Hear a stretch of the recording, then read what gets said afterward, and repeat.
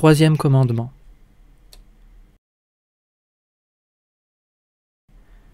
Un des caractères de l'amour, et qui se rattache bien à la définition que nous avons donnée de lui, c'est qu'il est inanalysable. J'entends pour celui qui l'éprouve. J'entends que celui qui l'éprouve ne peut pas se rendre compte de ce en quoi il consiste, et s'il le savait, risquerait de ne plus aimer. J'ai cité le mot de Chamfort, la dame. Ce que j'aime en vous, le monsieur, si vous le savez, je suis perdu. Nietzsche dit de son côté, quelqu'un disait, il y a deux personnes au sujet desquelles je n'ai jamais réfléchi profondément. Il y a deux personnes, lui répondit-on, que vous aimez. En effet, on n'expose point par ordre les raisons qu'on a d'être aimé. Cela serait ridicule, dit Pascal. C'est-à-dire là, on ne se fait point aimer par raison démonstrative. C'est l'histoire du maréchal de Choiseul avec Ninon de l'Enclos. Il faisait à Ninon, pour gagner ses faveurs, une longue énumération de ses propres qualités. Ninon répondit « Ô ciel, que de vertus vous me faites haïr !» Or, si l'on ne se fait point aimer par raison démonstrative, on n'aime point non plus par cette raison-là, mais par un instinct plus profond que n'est la raison raisonnante. Et si, aimant, on analyse son amour, qu'est-il arrivé? C'est que l'instinct s'est tu ou affaibli. Et que fait-on? On ramène son sentiment dans le domaine de la raison, laquelle ne peut le faire naître, mais peut, en le disséquant, briser son unité, et c'est-à-dire le tuer. La raison, en ce cas, joue le rôle de l'inconstance dans La Rochefoucauld.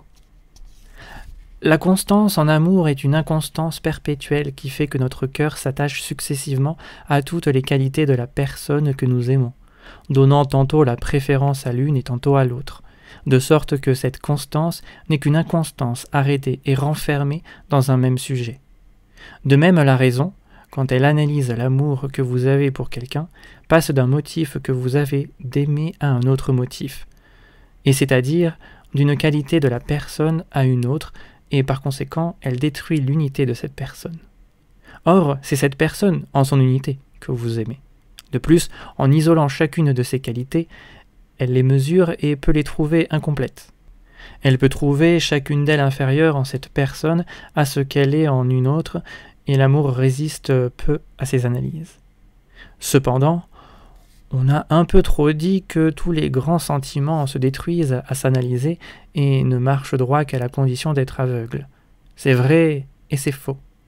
Les grands sentiments risquent de se détruire en se décomposant, en se rendant compte minutieusement des éléments divers qui les constituent.